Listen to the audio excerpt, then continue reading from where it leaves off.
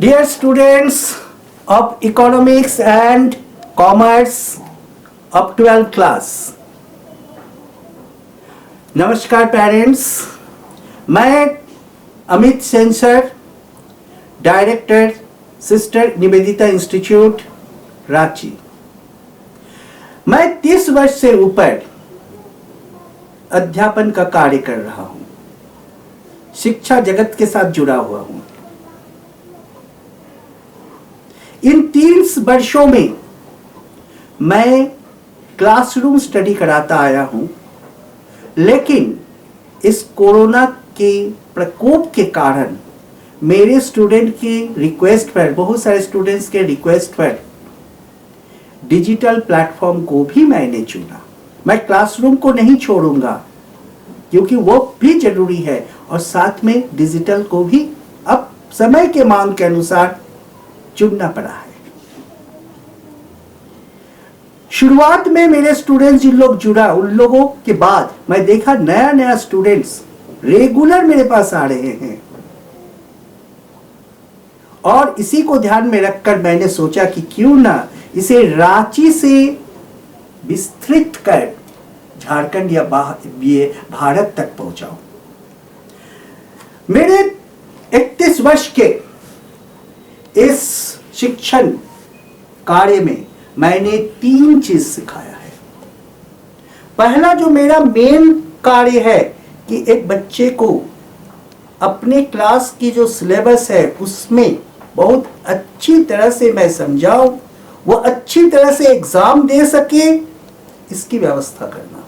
31 साल कोई मामूली वर्ष नहीं होती है, 31 साल के ऊपर हो गया मेरा। अगर मैं सिंसियरली मैं काम नहीं करूंगा तो इतने सालों तक टिक नहीं सकता हूं। इसके बाद 3 चीज जो बच्चों को आगे बढ़ाने के लिए आवश्यक है, क्योंकि अगर बहुत अच्छा रिजल्ट भी किया परंतु साथ में एक दूसरा जो पैन ऑफ बैलेंस है, उस पैन पर वो बैलेंस नहीं कर पाया तो सक्सेस नहीं होगा। और उसके लिए 3 चीज सीखना जरूरी है। पहला, बी पॉजिटिव।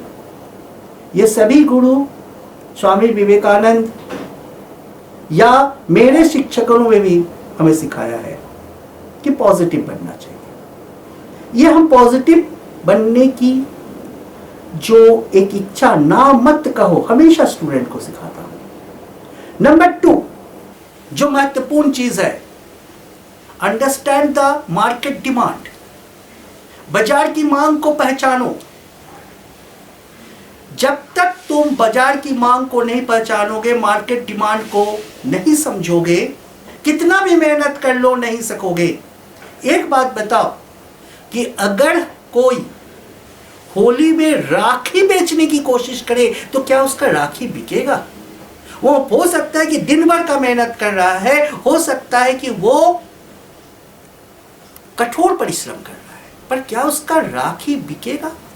होली में रंग बिकेगा, राखी नहीं, क्योंकि मार्केट डिमांड को नहीं पहचाना है। उसी तरह से एक स्टूडेंट हो सकता है कि क्लास 10 में 98% नंबर लाए हो, 12 में 90% नंबर लाए हो, या ग्रेजुएशन में 85 और अबव लाए हो, परंतु जब वो 28 के एज में पहुंचता है तो वो पाता है कि वो 0 है, किसी कंपटीशन में सक्सेस नहीं हो रहा है। वो कहता है कि हाँ, कि सरकार दोषी है, पढ़ाने का व्यवस्था दोषी है, और सबसे बड़ी बात वो कहता है अपने आप को दोषी है कि मैंने सीखा नहीं, मैंने फाकी दिया। पर ऐसी बात नहीं है। जेबीसी ने कहा है there is always full employment in the market. बाजार में हमेशा पूर्ण रोजगार होता है। हो सकता है इस बात में कुछ कमी हो, परंतु यह सत्य है। अगर आप मार्केट की डिमांड को देखते हो, मार्केट में क्या चीज की डिमांड है, उसके अनुसार अपने आप को सप्लाई करते हो, अपने आप को पूर्ति करते हो, तो कभी बेरोजगार नहीं होगे। ये पढ़ी है, वो है एक्यूमुलेशन ऑफ नॉलेज। ज्ञान को संचित करो। एक 12th क्लास के बच्चे को पूछा जाए 10th क्लास का कितना याद है, हाँ ये बात सही है कि पूरा का पूरा याद नहीं रह सकता है, परंतु उसका कंक्लूजन तो उसको याद रहेगा। एक जो 98%, 95%, 85% मार्क्स उठाया है, 10th में, उसे कंक्लूजन याद नहीं रहेगा। पर आज कितने स्टूडेंट को कंक्लूजन याद रहता है, क्योंकि वो केवल परीक्षा में पास होने के लिए पढ़ता है। तो इसलिए इन तीनों को एक साथ जोड़कर एक स्टूडेंट को पूर्ण स्टूडेंट बनाया जा सकता है। ये कैसे हो सकता है? मैंने 1 महीना का फ्री वर्कशॉप रखा है, वो पूरी तरह से ऑनलाइन होगी। उस वर्कशॉप को आप ज्वाइन कीजिए, आपके बच्चे को ज्वाइन करवाइए, तो हम इन 3 चीजों को उसको ज्ञान देंगे। पहला चीज जो होगा, उसको 12 का इकोनॉमिक्स और अकाउंट्स की क्लास हम देंगे। आज अक्टूबर तक ये सिलेबस कंप्लीट हो जाना चाहिए, चाहे मीडियम कुछ भी हो, हिंदी हो या इंग्लिश हो, दोनों में ही हो सकता है। तो अक्टूबर तक ये सिलेबस कंप्लीट हो जाना चाहिए, वो अक्टूबर तक कंप्लीट होगा। नवंबर महीना में मेरे यहाँ मॉक टेस्ट होगी। अगर आप ऑनलाइन भी कर रहे हैं तो आपका टेस्ट उसी तरह से अरेंज किया जाएगा। उससे आपको पता चलेगा कि आप किस प्रकार मॉक टेस्ट के, स्कूल के मॉक टेस्ट के लिए रेडी है। दिसंबर जनवरी में स्कूल में मॉक टेस्ट होती है, उस पर बैठिए, उस पर क्या क्या गलती हो रहा है, उसमें कैसे सुधार हो सकता है, उसके बारे में इवैल्यूएट करना और उसको तैयार करवाना फिर मेरा काम है। फरवरी महीना में फाइनल परीक्षा होगी। तो ये एक प्लान, एक मैनेजमेंट के साथ, टाइम मैनेजमेंट, लाइफ मैनेजमेंट के साथ तैयार करना पड़ता है। दूसरी चीज है कि साथ साथ में हम जो बोले एकोमोडेशन ऑफ नॉलेज, ये प्रेशर नहीं, टेंशन नहीं। बच्चे को ये नहीं होना है कि मैंने इसके लिए पढ़ाई करो, नहीं, तुम कंपटीशन में बैठो, तुम स्कॉलरशिप टेस्ट में बैठो, टैलेंट हंट में बैठो, फर्स्ट प्राइज नहीं पाए हो तो क्यों नहीं पाए, ये नहीं। ये फर्स्ट प्राइज पाने के लिए नहीं, स्कॉलरशिप पाने के लिए नहीं। अगर फर्स्ट प्राइज पाता है, सेकंड प्राइज पाता है तो बहुत अच्छा, नहीं पाता है कोई बात नहीं, वो आगे चल के ये अभ्यास हो जाएगा। बार बार जब वो इन टैलेंट हंट्स में बैठेगा, पूरे इंडिया लेवल पर हो रहा है, पूरे वर्ल्ड लेवल पर हो रहा है, उस पर बैठेगा तो उसमें ऑटोमेटिकली एक कंपटीशन सामना करने की सक्षम हो जाएगा। तो पहला रिजल्ट अच्छा करना है, दूसरा कंपटीशन सक्सेस के लिए अपने आप को प्रिपेयर करना है, तीसरा उसमें छुपा हुआ टैलेंट को बाहर निकालना है, ये भी बहुत जरूरी है। आज आपका बच्चा जब एक अफसर बनता है तो उसे स्पीच देना पड़ता है। मैं खुद लायंस क्लब ऑफ रांची के पास्ट प्रेसिडेंट हूं, कई जगह पर स्पीच देता हूं। अगर हमको ये कला नहीं आती, ये प्रैक्टिस नहीं होता, तो हमको प्लेटफॉर्म नहीं मिलता, हमको वो पोस्ट नहीं मिलता, हम अफसर नहीं बन सकते अगर हम इन पे बोल नहीं सकते हैं, तो अपने बातों को रख नहीं सकते हैं। तो इसे भी सीखना होगा। और उसके लिए आपके बच्चे में हो सकता है कि बहुत अच्छा ड्राइंग बनाता हो, बहुत अच्छा गाना गाता हो, बहुत अच्छा डांस करता हो, बहुत अच्छा और भी कोई काम करता हो, डिबेट करता हो, स्पीच देता हो या कुछ भी। तो मेंटल एबिलिटी, मैथमेटिकल एप्टीट्यूड को हम सिखाएंगे, उसका टेस्ट लेंगे गेम की तरह। यदि आप इस वर्कशॉप में ज्वाइन करना चाहते हैं, अगर आपके बच्चे इस वर्कशॉप में ज्वाइन करना चाहते हैं, तो नीचे के व्हाट्सएप नंबर या मेरे फ़ोन नंबर पर आप संपर्क कीजिए।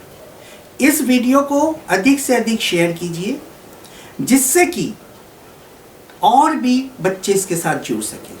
ऐसा क्यों?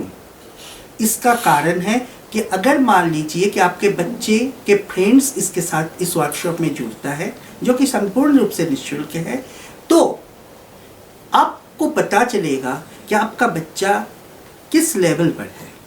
इसलिए ज़्यादा से ज़्यादा इसको शेयर करके एक बड़ा प्लेटफॉर्म आप बनाने की कोशिश कीजिए।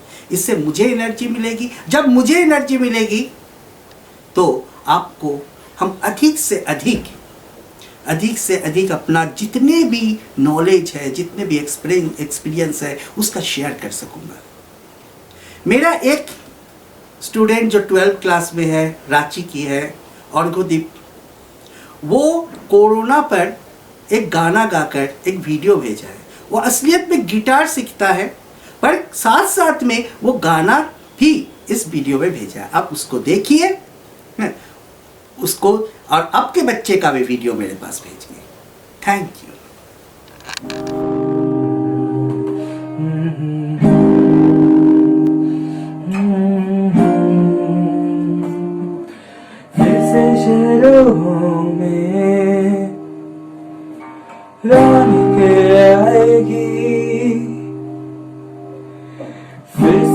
हवाओं में लौटेगी हंसी, फिर से साथ सारे यार होंगे, ना होगी पाबंदी,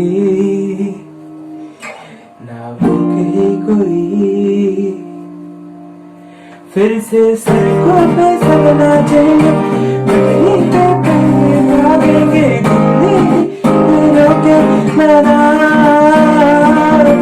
बांटेंगे हम खुशियाँ, लम्बे हम मिलकर बांटेंगे, फिर से होगी लौटी उड़ान, जो साथ थे सारा इंडिया, फिर मुस्कुराएगा इंडिया, फिर जाएगा इंडिया, जो साथ थे सारा इंडिया, जो साथ थे सारा इंडिया, फिर मुस्कुराएगा इंडिया,